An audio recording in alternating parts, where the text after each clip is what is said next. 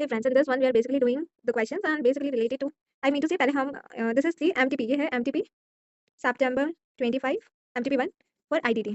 Alright, तो ये MTP 1 है फॉर September 25 ITT एंड हम इसमें MCQ डिस्कस कर लेते हैं। तो लास्ट वाले MCQs तो इंडिपेंडेंट होते हैं, तो अकॉर्डिंगली हम डिस्कस कर लेते हैं। तो हम बोले कि प्रेम लिमिटेड एक्सपोर्ट कर रहा है सर्टेन गुड्स लास्ट ईयर। उसने क्या किया, सर्टेन गुड्स को एक्सपोर्ट किया है। प्रेम लिमिटेड है, उसने सर्टेन गुड्स को एक्सपोर्ट किया last year and the buyer has sent back those goods since the same was under warranty. फिर उसने क्या किया, बायर को एक्सपोर्ट किया। फिर बायर ने क्या किया, सेम गुड्स को वापस भेजा was under warranty and required repairs। उसने वापस भेजा बिकॉज उसे रिपेयर्स कराना था। Which of the following condition are to be satisfied by Prem limited to avail exemption of goods reimported. क्योंकि गुड्स जो है कौन सा एग्जम्पशन मिलेगा, क्योंकि प्रेम लिमिटेड को, क्योंकि जो गुड्स है वो दोबारा से उसने एक्सपोर्ट किया, वो दोबारा से री-इंपोर्ट हो रहे हैं फॉर रिपेयर्स। तो इसमें हमें बताना है कौन सा आंसर होगा। Prem limited at the time of importation, क्या मतलब जब वो इंपोर्टेशन कराएगा, पहले तो एक्सपोर्ट कराए, फिर जब वापस इंपोर्टेशन होगा तो क्या उसे एग्जीक्यूट करना पड़ेगा बॉन्ड, या गुड मस्ट बी री-एक्सपोर्टेड। जो री-एक्सपोर्टेड उसकी लिमिट है विदिन 6 मंथ और 1 ईयर एक्सटेंशन वाला।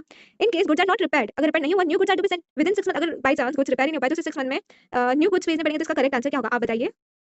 आपको मैं 2 मिनट देती हूँ, 2 सेकंड, बताइए बताइए। सो इसका करेक्ट आंसर है, the correct answer is option number D, that is 1 and 2, यानी कि 1 एंड 2। तो प्रेम लिमिटेड को eight the time of importation execute करना होगा बॉन्ड। उसके अलावा गुड्स जो है वो जो भी गुड्स री एक्सपोर्ट हो रहे हैं, गुड्स मस्ट बी री एक्सपोर्टेड। उससे दोबारा से जो गुड्स पहले एक्सपोर्ट किया, फिर वो गुड्स जो है इंपोर्ट हो रहे हैं, तो वो वापस से री एक्सपोर्ट हो जाने चाहिए विदिन 6 मंथ। विदिन 6 मंथ आप किसी भी कंडीशन में आप उसको री एक्सपोर्ट कीजिए और 1 ईयर का एक्सटेंशन होगा, 1 ईयर का extension of the date of re importation. तो री एक्सपोर्ट हो जानी चाहिए 6 मंथ में, और 1 ईयर का if time is extended of the date of re importation. देखिए, ये प्रेम लिमिटेड था, ये बायर था, इसने एक्सपोर्ट कराया, बायर ने इंपोर्ट कर दिया। तो अब उसे दोबारा से री एक्सपोर्ट कराना है। उसे दोबारा से क्या कराना है, प्रेम लिमिटेड को दोबारा से क्या कराना होगा, प्रेम लिमिटेड को दोबारा से री इंपोर्ट कराना है। कितने मंथ में, विदिन 6 मंथ में, और 1 year if time is extended for the date of re importation, और 1 ईयर फॉर 1 ईयर का एक्सटेंशन है, 1 ईयर का एक्सटेंशन है फॉर री इंपोर्टेशन। आपको I think, I hope so समझ आ रहा है कि एक प्रेम लिमिटेड है एंड कैसे चीजें वर्क कर रही है। इसका करेक्ट आंसर है डी, फर्स्ट और सेकंड वाला। प्रेम लिमिटेड है, बायर है, वो एक्सपोर्ट करा है, बायर इंपोर्ट करा है रिपेयर्स के लिए। इसको दोबारा से री इंपोर्ट इसको दोबारा से क्या करना होगा, इसको दोबारा से री एक्सपोर्ट करना है 6 मंथ में, और अगर टाइम परमिट करता है इसे री एक्सपोर्ट करना है विदिन 6 मंथ, और 1 year if time is extended of the date of re importation. Okay, तो करेक्ट आंसर इज डी, इसका आ गया करेक्ट आंसर इज डी, यानी कि फर्स्ट वन और second one. Okay, so moving to the next question. Correct answer ये है हमारा।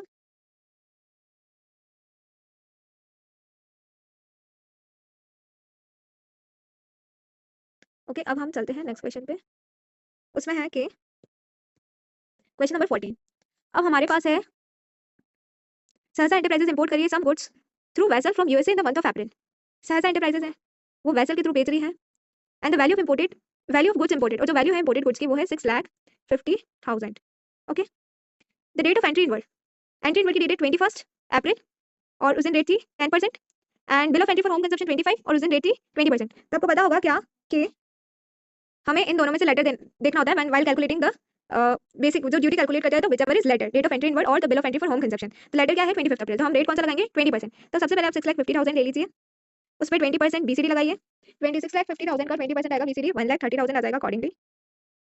उस पर सोशल वेलफेयर सरचार्ज लगाना है, इसका 10%, इसका 10%, यानी कि 1,30,000 का 10% हमेशा साथ साथ लगता है, तो 13%। उसके अलावा और कुछ दे रखा है, उसके अलावा हमें दे रखा है एप्लीकेबल रेट ऑफ इंटीग्रेटेड 12% है, तो आईजीएसटी भी दे रखा है, तो टोटल पे हम 12% का आईजीएसटी लगा देंगे। तो 6,50,000 प्लस 1,30,000 प्लस 13,000 और 793, इस पे आईजीएसटी लगेगा 12%। तो ये आ जाएगा हमारा 8,88,160। तो ये अमाउंट आ गया, मैं एक बार इसको लिख लेती हूँ। तो हमारा जो यहाँ पे अमाउंट आ रहा है, जो फाइनल अमाउंट आ रहा है वो आ रहा है 8,86,160, ये अमाउंट आया। और हमारा इनिशियल अमाउंट कितना था 6,50,000। तो हमारा कितना ड्यूटी लगा है, हमारा ड्यूटी लगा है 2,38,160, 2,38,000, यहाँ विजिबल नहीं होगा, 2,38,160, ये लग गया। अब हम हमें क्वेश्चन में क्या पूछा, ये देखना है हमें। Compute the total custom duty payable in the given case. तो यहाँ पे है answer B, answer would be B, 14 का होना चाहिए बी। एक मिनट, एक सेकंड, सॉरी सॉरी, इसमें हमें ड्यूटी नहीं पूछा है, जस्ट अ मिनट, इसमें हमें कुछ और पूछा है। ड्यूटी तो यही आएगा हमारा, अब पूछा क्या है वो देख लेते हैं। However, before inspection and clearance for home consumption, SASA found that the goods has been damaged owing to negligence on the part of proper officer, and the proper officer accepted it due to the said damage. The value of goods have come down to 4 lakh. तो value of goods जो है वो कितना हो गया है, value of goods come down to 4 lakh. तो अब हमें यहाँ पे मिल जाएगा अबेटमेंट, अबेटमेंट मिल जाएगा, यानी कि हमारा कस्टम ड्यूटी था 238,160 का, मल्टीप्लाइड, हमें सारा नहीं पे करना, हमें अब हमारा कितना, हमारा वैल्यू बिफोर डैमेज कितना था, वैल्यू बिफोर डैमेज हमारा 6,50,000, और वैल्यू आफ्टर डैमेज कितना हो गया 4 लाख। तो आइडियली हमारा वैल्यू ऑफ डैमेज से हमें कंप्यूट करना होता है। तो 6,50,000 माइनस 4 लाख यानी कि वैल्यू ऑफ डैमेज है हमारा 2,50,000। तो इसको कंप्यूट करना है एक बार। 2,50,000 डिवाइड बाय 6,50,000 मल्टीप्लाई बाय कितना कस्टम ड्यूटी 238,160 यानी कि हमें 91,600 का अबेटमेंट मिलना चाहिए। 91,600 का अबेटमेंट मिलना चाहिए। अब 91,600 का अबेटमेंट यानी कि हमारा लाइबिलिटी बनता था 238,160 माइनस 91,600 तो इट विल बी 146,560। तो यह हमारा आंसर आएगा 146,560 यानी कि हमारा आंसर जो है बी वाला आ जाएगा। तो हमारा जो करेक्ट आंसर बनता है इस क्वेश्चन का वो है बी वाला। अकॉर्डिंगली हमारा ये आंसर आ जाएगा डी वाला 146,560 क्योंकि हमारा जो 238,160 का जो ड्यूटी था उसमें से हमने 91,600 को डिडक्ट किया। तो अकॉर्डिंगली हमारा ये आंसर है। ये ऑप्शन ये काफी इजी एमसीक्यू। अब हम आगे चलते हैं। ये हो गया है। अब हम चलते हैं 13th वाले पे। इसको काफी इरेज करना पड़ेगा हमें। इसको ऐसे कंप्यूट कर लेते हैं। अब हम बोल रहे हैं कि Mr. Rishi Megamart has store located and registered and the GST Rajasthan has come out with big discount offer at the time of Diwali on a various gift. In order to attract more customers, it was decided to supply a gift packet which containing 5 packet of Sukhiram Namkeen, जिसका rate था 12%, packet of roasted this जिसका rate है इतना percentage and this इसका percentage 28%, इसका percentage this। तो पूछ क्या रहा है state the type of supply। तो ये वैसे ही पता चल रहा है मिक्स सप्लाई है and applicable rate जो सबसे हाईएस्ट होगा यानी कि 28%। तो ये है मिक्स सप्लाई एंड 28। तो डी वाला आंसर होना चाहिए mix supply highest rate of all item 28% to chocolate. 13 का D mix supply highest rate of tax of all item would be this. तो अकॉर्डिंगली हमारा ये आंसर हो जाता है। ओके अब हम दूसरे एमसीक्यू डिस्कस करते हैं। अब हमारा है क्वेश्चन नंबर 12। अब क्वेश्चन नंबर 12 तो शायद कैसे नहीं होगा आई थिंक 6 to 10 हो इसमें कैसे नहीं नहीं ये भी इंडिपेंडेंटली चल रहा है। ओके हम इसे कर लेते हैं। अब हम बोल रहे हैं कि मिस्टर परमजीत एक ट्रेडर है of supplying goods from his firm mister Paramjit एक ट्रेडर है जो कि सप्लाई कर रहा है गुड्स अपने फर्म से message Rathi from his firm message Rathi trader से वो सप्लाई कर रहा है। तो office of the firm located Delhi है। ऑफिस का है दिल्ली में है। उसका गोडाउन है यूपी में है। ओके पंजाब में है जम्मू कश्मीर में respectively. Message Rathi trader made the following interstate supply कर रहा है from different state during the year. अब वो क्या है देखो इसका कहाँ है उसका वो ऑफिस तो लोकेटेड है दिल्ली में उसका गोडाउन है यूपी में है पंजाब में है एंड जम्मू कश्मीर में है। तो he made the following supplies. अब वो क्या कर रहा है दिल्ली में टैक्सेबल सप्लाई कर रहा है। ओके पंजाब में वो ओनली एग्जाम सप्लाई कर रहा है। उत्तर प्रदेश में टैक्सेबल और एग्जाम भी कर रहा है और जम्मू कश्मीर में वो टैक्सेबल एंड एग्जाम कर रहा है। जम्मू कश्मीर में भी दोनों कर रहा है। अब अगर हम उसका टर्नओवर देखें तो हमें एग्रीगेट टर्नओवर में तो एग्जाम टैक्सेबल सब आता है तो 21 लाख। अब वो सेंस वो क्या कर रहा है सबसे पहले तो ये देख लीजिए सप्लाई वो कुछ सप्लाई कर रहा है और उसका सब में वो है तो 21 lakh plus 6 lakh plus 3 lakh plus 8 lakh plus 3 lakh यानी कि उसका टर्नओवर एक्सीड कर रहा है। और अब हमें कहाँ रिक्वायर है रजिस्ट्रेशन का। टर्नओवर एक्सीड कर रहा है तो रजिस्ट्रेशन का रिक्वायरमेंट उसे दिल्ली में रिक्वायरमेंट होगा यस उसे पंजाब में रिक्वायरमेंट होगा। सिंस पंजाब में वो ओनली एग्जाम सप्लाई कर रहा है तो पंजाब में ऐसा रिक्वायरमेंट नहीं होगा। उत्तर प्रदेश में वो टैक्सेबल एग्जाम दोनों कर रहा है। दोनों कर रहा है तो रिक्वायरमेंट होगा। और जम्मू कश्मीर में भी वो टैक्सेबल एग्जाम दोनों कर रहा है।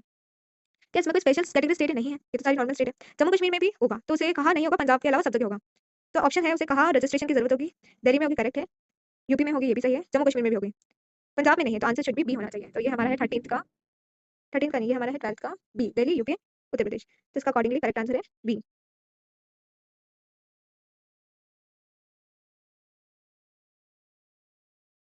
उसके बाद आता है हमारा क्वेश्चन नंबर 11 में क्या बोला जाता है कि nation public school NPS situated है Bilaspur in the state of Chhattisgarh. It has planned to celebrate its sports day in Bilaspur Stadium, located at a distance of 20 km from the school precincts, on 15th April. DPS has invited coach from various suppliers for arranging tents. उसने क्या किया है कि arrange करवाया है tent security उसने tent arrange कराया security service कराया कैटरिंग सर्विस कराया है। अब ये जो सर्विस है टेंट वाली सिक्योरिटी और कैटरिंग ये स्टूडेंट एंड टीचर्स को दे रखी है एंड जो प्राइस है वो इंक्लूडेड है include all the applicable. A supplier provide the service required above is not sure about the GST impact on the above. It seeks your advice to help it whether the GST is applicable on all the above services or not. It can this. तो GST किस किस पे applicable होगा। एक कोई third party है and वो tent की सर्विस सिक्योरिटी की सर्विस और कैटरिंग की सर्विस। अब हमने पढ़ा होगा तब हमें पता होगा कि कैटरिंग की सर्विस तो एग्जाम होती है। कैटरिंग अगर स्टूडेंट और स्टाफ को अगर कैटरिंग सर्विसेज दी जाती है तो वो तो एग्जाम होती है। अब आता है टेंट और सिक्योरिटी की सर्विस तो कौन सी टैक्सेबल है। तो टेंट की टैक्सेबल होगी तो मेरे अकॉर्डिंग तो टेंट की तो ऑब्वियसली टैक्सेबल होगी कैटरिंग की ऑब्वियसली एग्जाम होगी। अब क्वेश्चन आता है सिक्योरिटी सर्विस। अब यहाँ पे तो क्लियरली दे नहीं रखा है कि सिक्योरिटी सर्विस कहाँ दे रहा है। Situated in this has plan to celebrate its sports day in Bilaspur stadium. अब यहाँ पे स्कूल को सर्विस दी जा रही है वो सब सही है बट जो सर्विस है वो आउटसाइड द प्रेमाइस दी जा रही है कि वो स्कूल में दी जा रही है। ये एनपीएस स्कूल सिचुएटेड है Bilaspur in the state of Chhattisgarh वो प्लान कर रहा है सेलिब्रेट स्पोर्ट्स डे बनाएगा किसी बिलासपुर के स्टेडियम में जो कि लोकेटेड है 20 किलोमीटर फ्रॉम द स्कूल प्रेसिंग्स। यानी कि वो सिक्योरिटी सर्विस स्कूल की बाउंड्रीज के अंदर नहीं दे रहा है वो तो किसी कहीं और स्टेडियम में दे रहा है। तो हमने ये पढ़ा था कि सिक्योरिटी सर्विस कहीं बाहर दी जाती है तो वो टैक्सेबल होती है बट वो स्कूल वो प्रीमाइस में दी जाती है तो एग्जाम होती है। तो अकॉर्डिंगली जो टेंट की सर्विस है और सिक्योरिटी की सर्विस वो टैक्सेबल होनी चाहिए। तो हमारा आंसर होना चाहिए tent and security service taxable है और कैटरिंग सर्विस क्योंकि सिक्योरिटी सर्विस की कंडीशन होती है कि वो प्रेसिंग्स में होनी चाहिए with in the premises of the school. तो आंसर शुड बी सी होना चाहिए। अकॉर्डिंगली आंसर होना चाहिए इसका सी।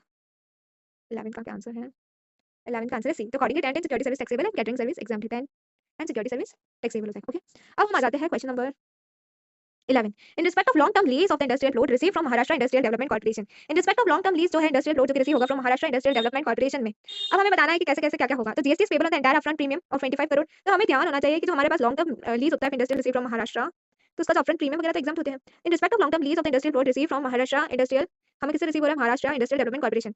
तो एग्जाम क्या होगा? टैक्सेबल क्या होगा? Upfront premium 20 crore is exempt, however location is taxable. GST is payable and upfront premium, no GST in this. GST is exempt on the entire premium. हमारा आंसर होना चाहिए जीएसटी प्रीमियम जो है वो एग्जाम होना चाहिए on the entire premium of 25 crore including the location charges. ये सारा एग्जाम होना चाहिए। उसके बाद for the accommodation service provided to us and a resident and the citizen the place shall be. अब इसके लिए हमें कैसे सिनेरियो पढ़ना पड़ेगा, कैसे सिनेरियो, और उसके बेसिस पे हम आंसर कर पाएंगे 6 से लेकर 10 तक। दो हमने तो 10 वाले का आंसर दे दिया है, बट फिर भी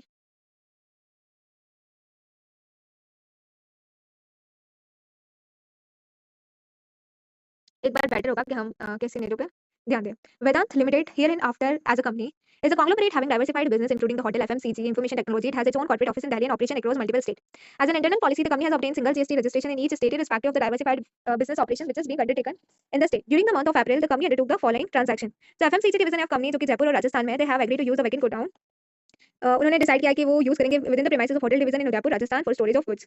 the value of such arrangement was agreed at 5 lakh per month and set amount agreed to be adjusted by way of intra division. तो एक बार फर्स्ट वाला आंसर देखते हैं वो क्या बोल रहा है। Which of the following statement is correct in respect of service related to uses of vacant godown?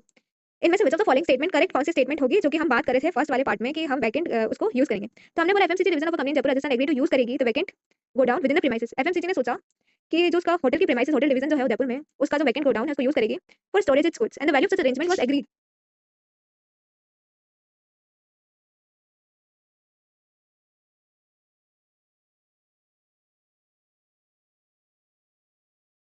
और हम ये बोल रहे हैं कि Rajasthan for storage of its goods and the value of such arrangement was agreed at ₹5 lakh per month. तो जो value है of such arrangement was agreed at 5 lakh, said amount was agreed to be adjusted by way of intra division book adjustment entry. तो इनमें से correct statement कौन सी है? Option है hotel division शैल charge करना चाहिए CGST SGST amounting to this each in the. Okay, हमें ये भी देखना है कि ये कैसे, मतलब सेम स्टेट में हो रहा है या डिफरेंट स्टेटमेंट में हो रहा है, उसके बाद क्या कोई जीएसटी चार्ज भी होगा या नहीं। तो एक बार हम इसको देखते हैं कि हम कहाँ हैं और हम किधर क्या चार्ज करना चाह रहे हैं। हम हैं राजस्थान में और हम उदयपुर की प्रीमाइस को ही यूज करें, मतलब हम जयपुर में बैठे हैं और हम उदयपुर के बारे में सोच रहे हैं for storage of its good and the value of such arrangement was agreed. तो इस पे लगेगा तो CGST. Okay, for storage of its good and the value of such arrangement was agreed to be 5 lakh per month. Value क्या होगा? 5 lakh per month, यानी कि it would be 60 lakh. और परसेंटेज क्या होगा? For intra it would be 9%। अगर CGST लगता है तो कितना लगेगा? 5,40,000 और मंथ के हिसाब से 45,000। तो अकॉर्डिंग टू मी इसमें होना चाहिए होटल डिवीजन को चार्ज करना चाहिए CGST SGST amounting to 45,000 in the invoice issue to this. No GST नहीं, जीएसटी तो चार्ज करना चाहिए। आई जीएसटी नहीं होगा, आई जीएसटी नहीं। तो मेरे अकॉर्डिंग इसका आंसर होना चाहिए 6 का। इसका आंसर होना चाहिए, इसका करेक्ट आंसर इंस्टीट्यूट ने दिया है कि कोई जीएसटी चार्ज नहीं होगा, कोई जीएसटी चार्जेबल नहीं होगा। Uses of vacant godown of hotel division का अगर आप कोई वैकेंट गोडाउन यूज करे हो तो कोई भी करेक्ट स्टेटमेंट ये following statement is correct in respect to service related to uses of vacant godown. No GST chargeable on the uses of vacant godown of hotel division, कोई पैसा नहीं charge करा है। Assuming that the payment for utilization of IT platform has not been made by the hotel division of IT division till the end of October month for the month of current financial year and the hotel division. Assuming that the payment जो है for utilization of IT platform, assuming that the payment for utilization of IT platform has not been made by hotel division to the IT division till the October month for the current financial year hotel division. इसके लिए हमें पढ़ना होगा। एक तो हमें अक्टूबर month का कुछ बोला है। अज्यूम कीजिए कि जो पेमेंट है for utilization of IT platform has not been made by the hotel division to the IT division till the end of October for the current financial year.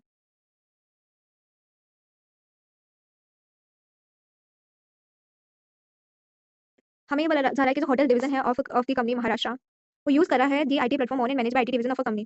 जो होटल डिवीजन है of the company in Maharashtra, हम क्या बोलते हैं कि जो भी hotel division है of the company in Maharashtra वो यूज कर रहा है आईटी प्लेटफॉर्म को which is owned and manage by the IT division of a company in Delhi. The value of such a service was determined as 12 lakh per month.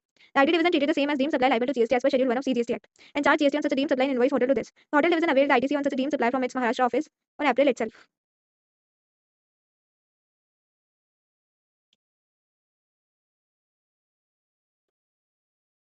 Assume कीजिए कि जो payment है for utilization of IT platform has not been made by the hotel division to the IT division. अब उसने क्या है कि अभी तक यूटिलाइज ही नहीं किया इन the month of October month. तो होटल डिवीजन को क्या करना चाहिए? तो होटल डिवीजन को क्या करना चाहिए अकॉर्डिंगली नीड नॉट रिवर्स, उसे रिवर्स करने की जरूरत नहीं है। द आईटीसी सो अवेल, हम क्या बोलते हैं उसे रिवर्स करने की जरूरत नहीं है। Need not reverse ITC avail inform GST TRB of the October month.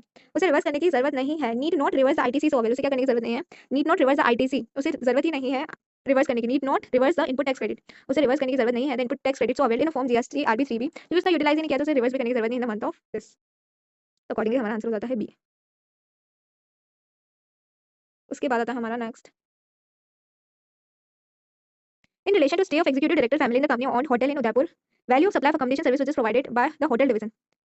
तो वैल्यू ऑफ सप्लाई क्या होगा, अकोमोडेशन सर्विस जो कि होटल उदयपुर प्रोवाइड कर रहा है, होटल उदयपुर क्या प्रोवाइड कर रहा है, जो होटल डिवीजन ने प्रोवाइड करा है accommodation service to US citizen and resident for wedding ceremony जो कि ऑर्गेनाइज होगी एट उदयपुर होटल राजस्थान में, and the total amount 2 crore for such service was paid by an Indian individual residing in Delhi on behalf of the US resident in Indian currency, the amount was received by the Mumbai Maharashtra office at hotel division. जो hotel division है वो provide करेगा accommodation service, hotel division accommodation service provide कर रहा है किसी US citizen को, US citizen को, क्वेश्चन क्या पूछा था,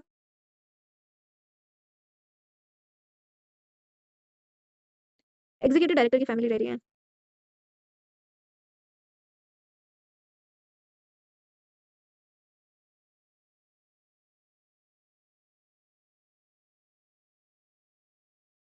ये वाला पार्ट डिस्कस करेंगे।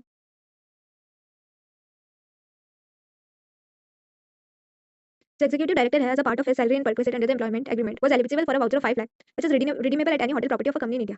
Voucher issue किया जाएगा by the executive director for the stay of his family in a company owned hotel in Udaipur, Rajasthan, and the total amount charged किया जा रहा है from the executive director that is was 25 lakh, and the voucher value was 5 lakh was deducted from such amount वो deduct किया जा रहा है at the time of payment. The executive हम बोले executive director as a part of his salary and perquisite under the employment was eligible, उसे एक voucher दिया गया था और जो redeemable हो जाएगा at any hotel property of the company in India. तो accordingly उसके पास तो उसे तो 20 लाख पे देना पड़ रहा है।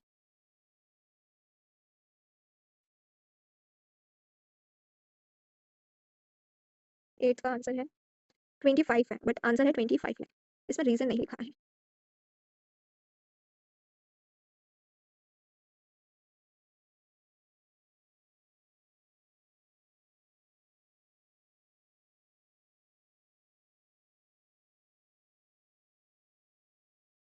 The correct answer is 25 lakh.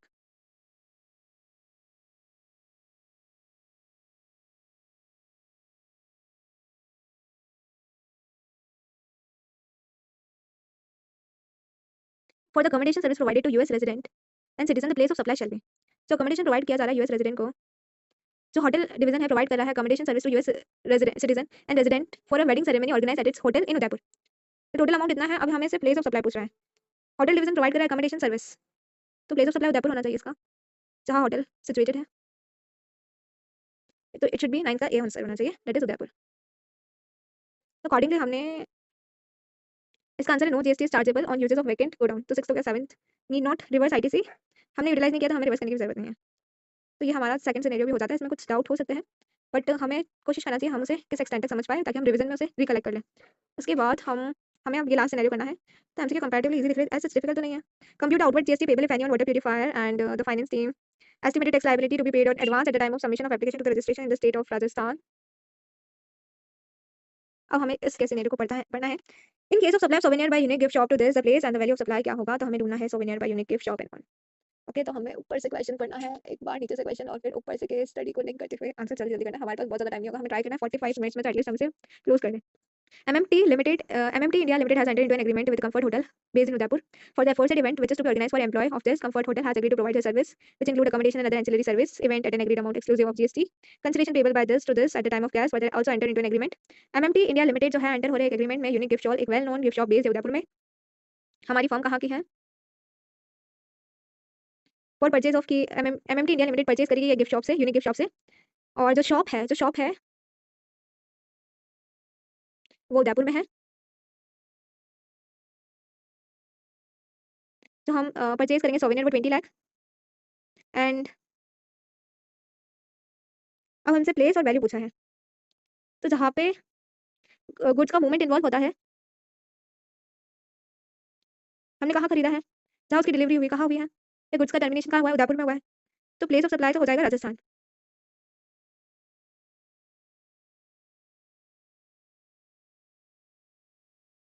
No no no, just a minute, unique gift shop जो है वो डिलीवर करेगा at the location of comfort hotel, ये जो गुड्स है वो डिलीवर होंगे उदयपुर में, इसका अमाउंट 20 लाख होगा, डिलीवर का हो रहा है जहाँ पे कंफर्ट होटल है,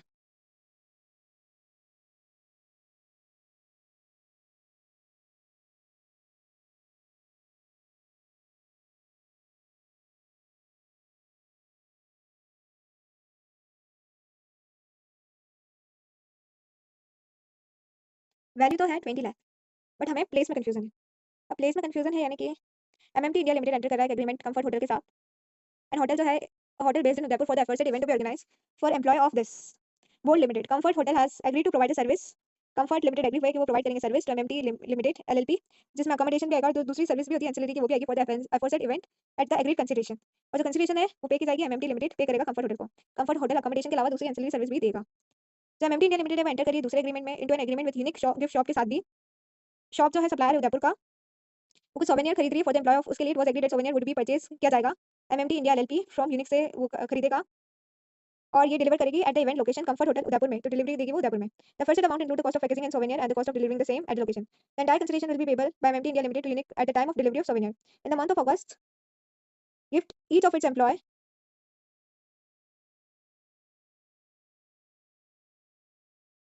अब हम बोल रहे हैं कि जो बोल्ट लिमिटेड है और एमएमटी इंडिया एलएलपी है, ये रजिस्टर्ड ही नहीं under GST in the state of Rajasthan and there is no other taxable supply of taxable procurement apart from comfort hotel and unique mention the opening balance of ITC and all. Just a minute, ऊपर और भी है क्या?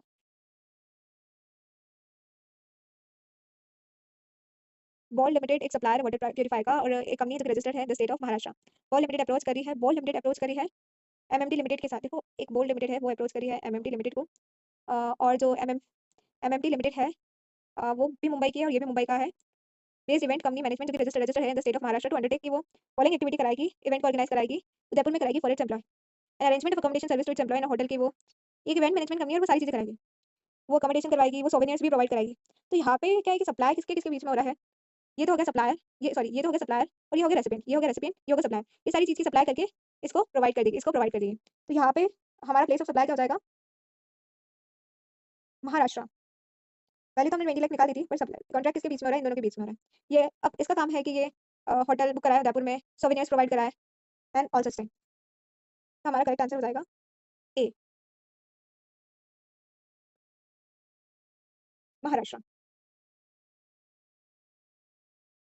उसके बाद जो place of supply for the hotel accommodation service which is provided by Comfort to, अब hotel accommodation service का place of supply Comfort hotel दे रहा है इसको।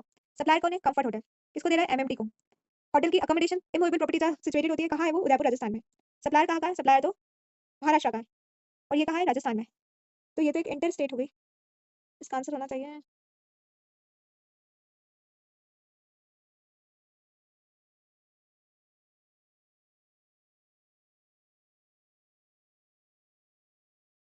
इसका करेक्ट आंसर तो राजस्थान और इंटर स्टेट आ रहा है लाइबल फॉर सीजीएसटी एसजीएसटी। इसका रीजन क्या है?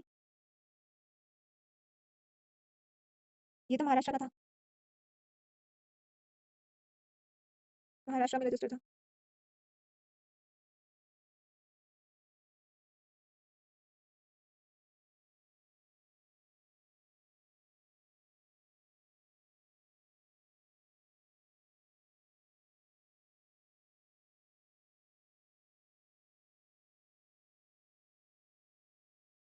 तो इसका एक बार के लिए ये आंसर लिखना है हमें। The net GST payable in cash by MMT India LLP for the month of July in the state of Maharashtra। July month में कितना जीएसटी का अमाउंट बनेगा? जुलाई मंथ कहाँ है? जुलाई मंथ ये रहा,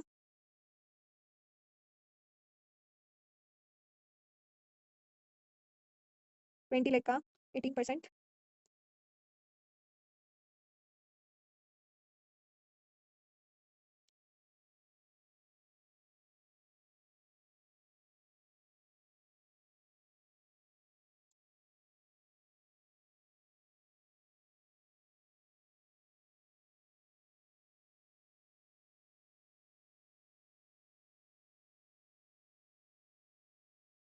तो इसका आंसर मैं बता देती हूँ, बट इसका आपको कंफ्यूज करना पड़ेगा। थर्ड का है ए वाला आंसर, थर्ड का आ रहा है ए। इसका कंप्यूटेशन में फर्दर कभी डिस्कस करते हैं बाद में। इसका आ रहा है ए, दैट इज सीजीएसटी 18,90,000 और एसजीएसटी 2250। तो सारा कंप्यूट करना पड़ेगा एक्चुअली। नेट जीएसटी पेबल कितना कैश में है for the month of July। और फिर पूछा था finance team is exploring the feasibility of getting MMT India Limited as a taxable person in the state of Rajasthan with effect from, please join us in the invoice of what will be issued by this as a taxable register wherever the invoice of comfort and this issue to this registration number estimated the tax liability would be। Fourth का होगा IGST 8,40,000, fourth का होगा B.